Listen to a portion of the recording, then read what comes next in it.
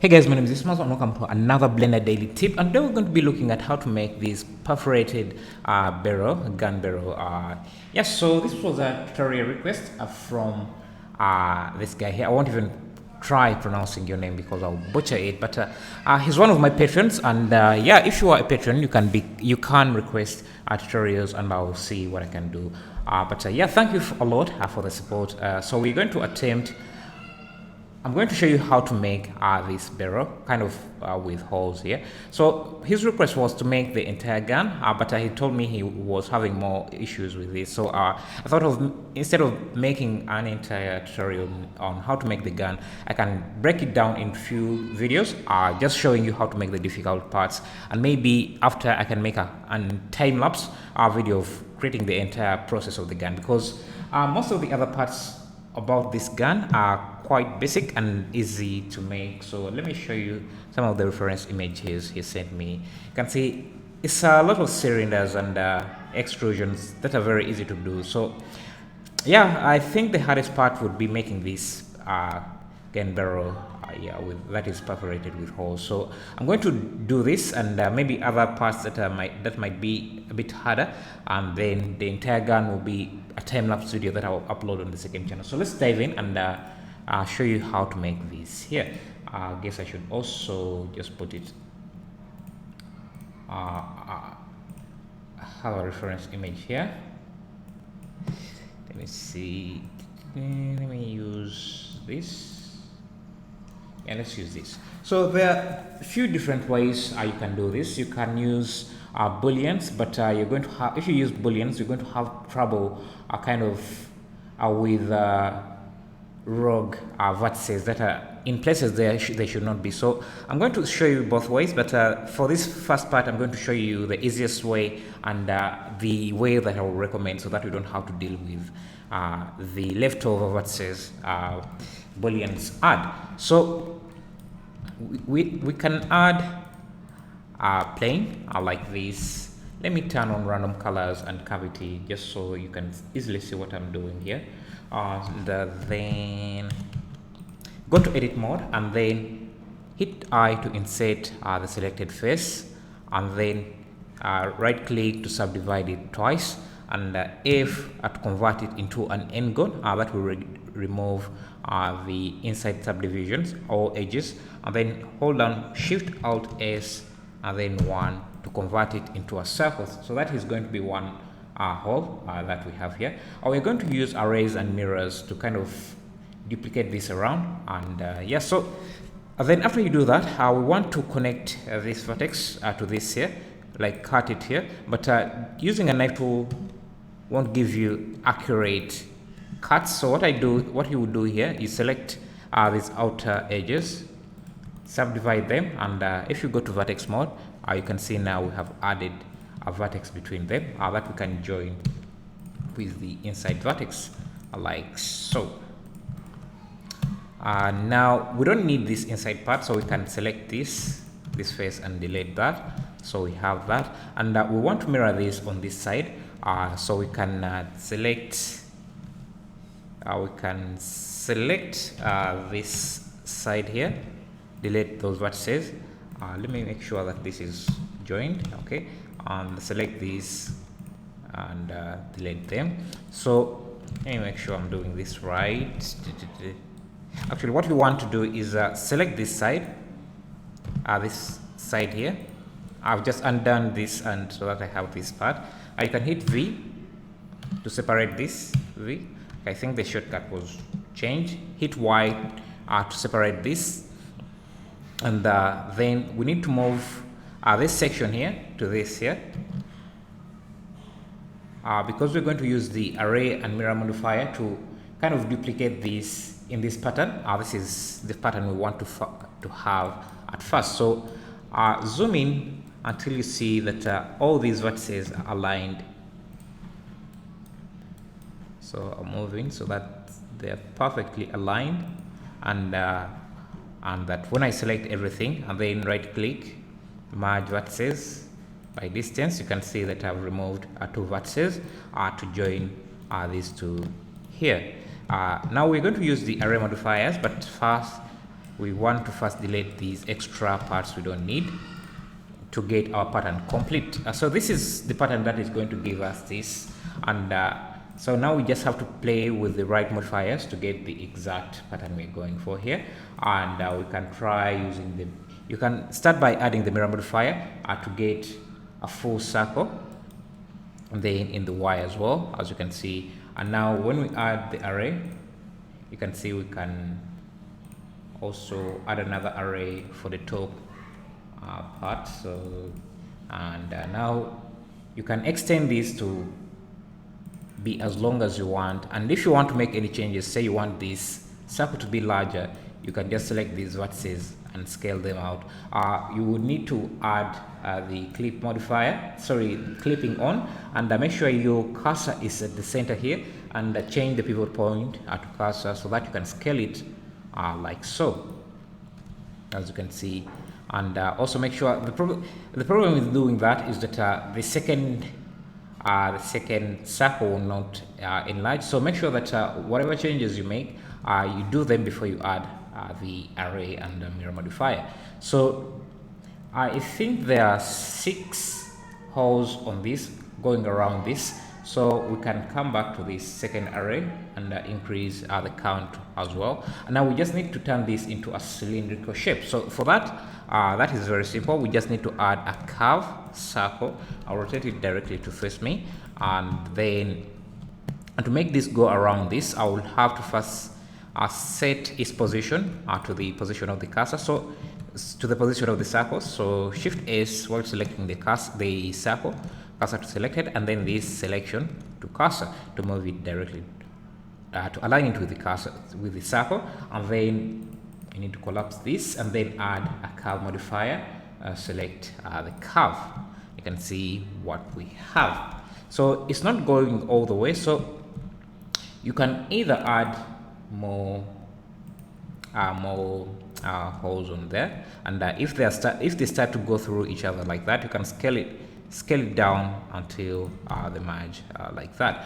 I'm not sure what the count is here, so I think this is 1, 2, 3. So I'm assuming there are also another 3 in the back, so that makes it 6, and we are having more than that. So I think this was enough. We just need to reduce the size of the barrel until we get this to merge. So move it until they align directly, something like that.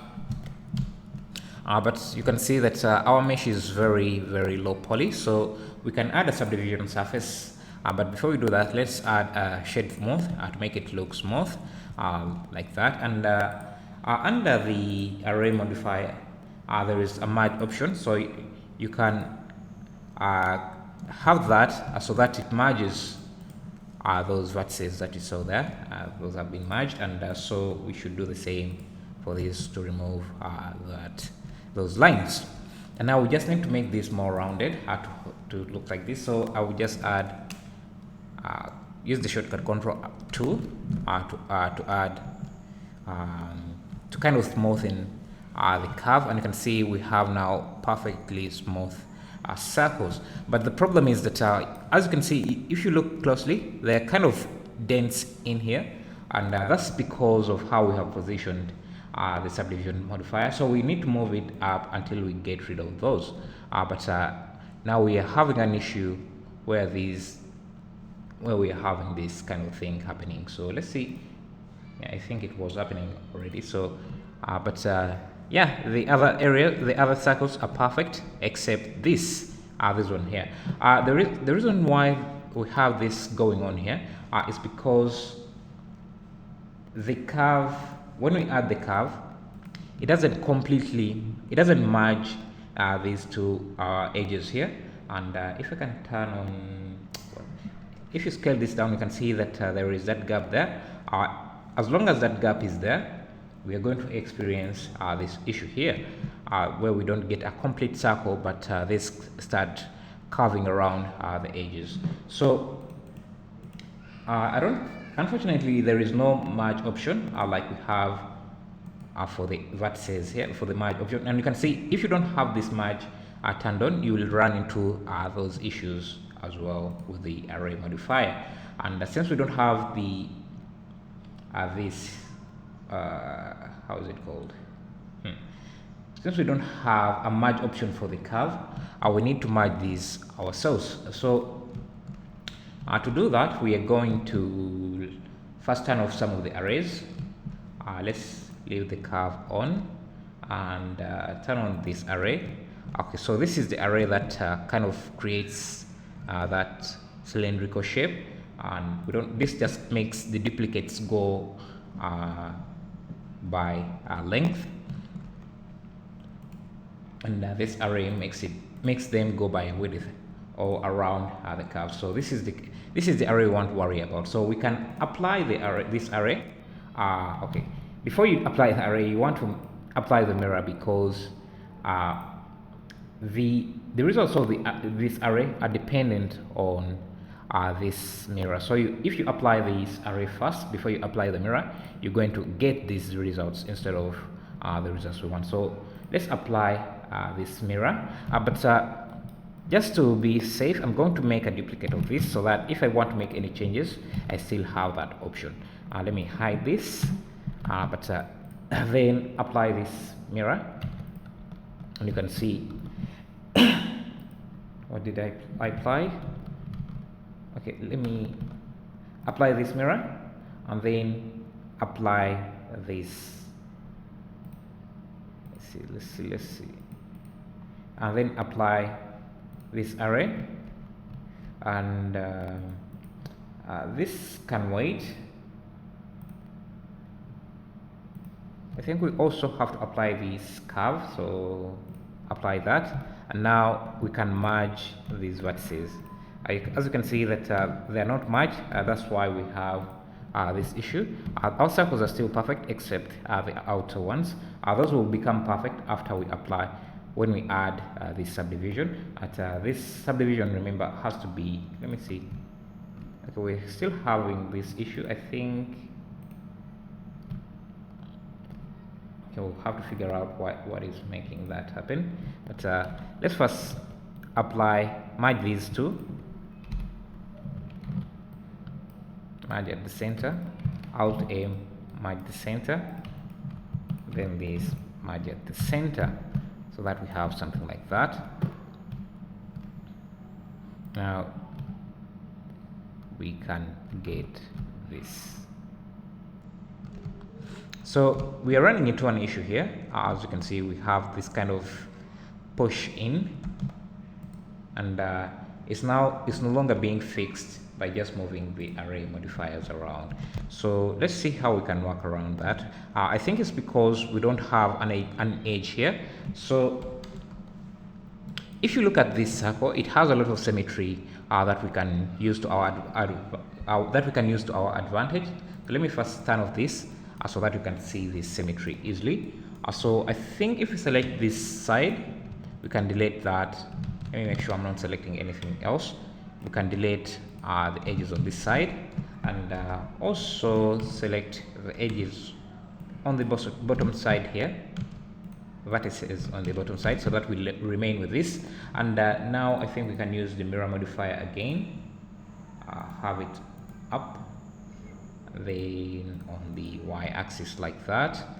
Make sure we have the merge on, and let's see. We need to make sure that we have clipping turned on, and that these are also clipped. We need to select these up to here, so that we have those as perfect. And now we just need to add a few vertices here, so that we have perfect. So go to front view and make a cut around here, and we need this vertex to go outside so that it aligns with the circle, continues with the circle. And since we have our 3D cursor set in the middle, we can use that as our pivot point and scale this out like that. And now let's see what we have. I think we also pushed it outside on the x-axis, so let's first undo this, and we're going to constrain this on the z and x-axis by scaling it s shift y, by locking the y-axis, s shift y to lock the y-axis.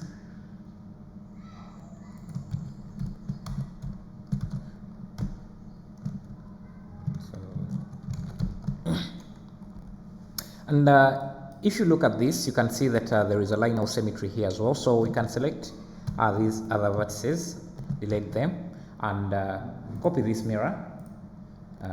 Just need to have it on the y-axis. You can see this part here is looking better. And I think we can also add an edge loop that goes right directly here, and make this a face, turn this into a face like that. You can see it's now getting more smoother. I don't need to save this. And we need to do the same on this line here, so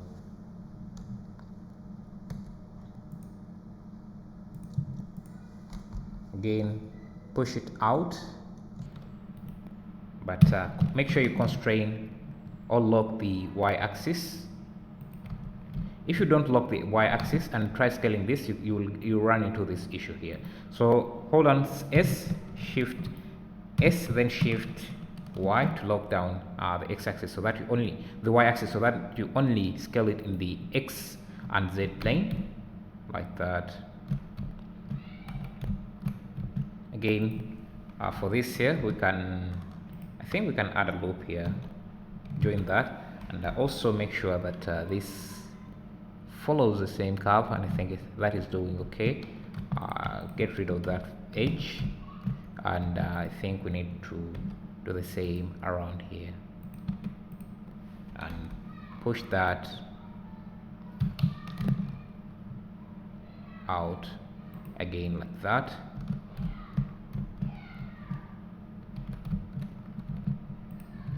Remove that.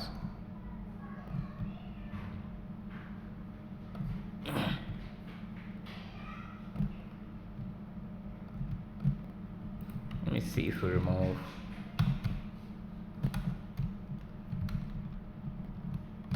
Yes, so there is.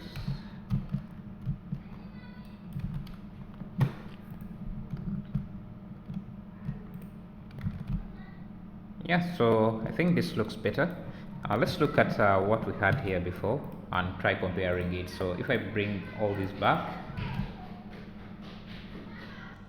yeah. So, but you can see this has some thickness, so you can add a solidify modifier. Solidify modifier. Increase the thickness a bit like that. But you're going to run into these shading issues. To get rid of those, you can select the entire thing and hit I to insert it. But that will also introduce a few issues. As you can see at the corners here, we need to fix that by continuing these edge loops like this, and then merging those like that. That will remove any of those issues. So by inserting, we are giving these holes a supporting edge loop, but then we are creating an issue where we have these kind of pull-ins like that. But so to get rid of those, again, you have to extend these edge loops like that, and we don't need this anymore. We also need to extend this, so these loops should go around the circle, only around the circle, not the edges. As you can see, it will just create a sharp corner around there. So again, we need to bend this around the circle, So we just need to get rid of that edge loop, and this edge loop here. So first connect this to this.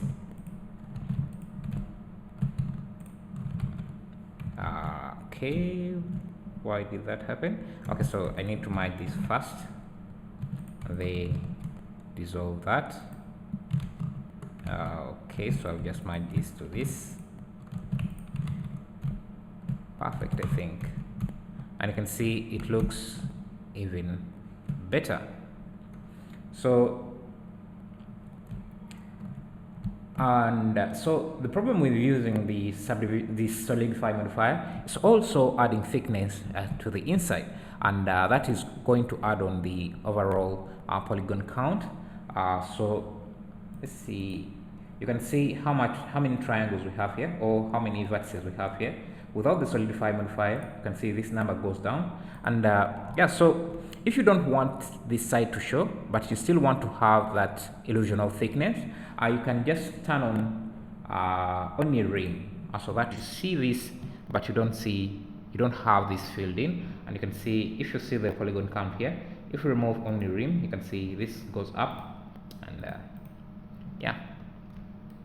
And another way, without even using the solidify modifier, you can just select these edge loops and extrude them inside like that. But that might be a bit tricky.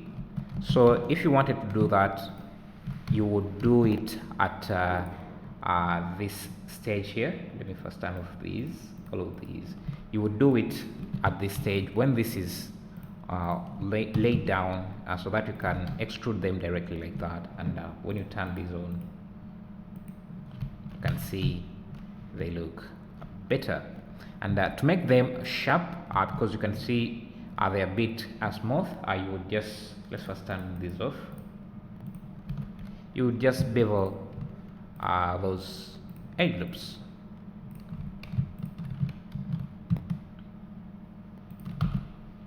Like that. So then you can turn, see how this looks like that.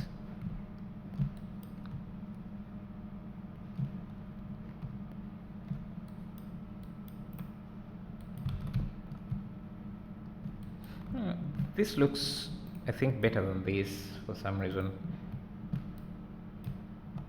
So I think if you wanted this to be to remove this seam at this stage, you can do it another way. So let's see what arrays we need to apply. So if we applied the curve, okay, we'll have that issue. So let's remove this. We don't need to apply this just yet, so we can apply this. Let's see if it's still smooth, and yeah, it's still smooth. Again, we don't need to apply this array just yet, but we can apply the curve.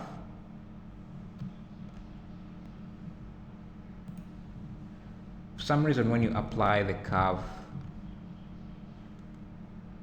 it pushes this in, but I think this is also still good result. So you can do this, and if you want the ends to be straight, you just have to fill in this part with what it says. And yeah, so I don't want this to be too long, so thank you for watching. I'll see you in the next tutorial.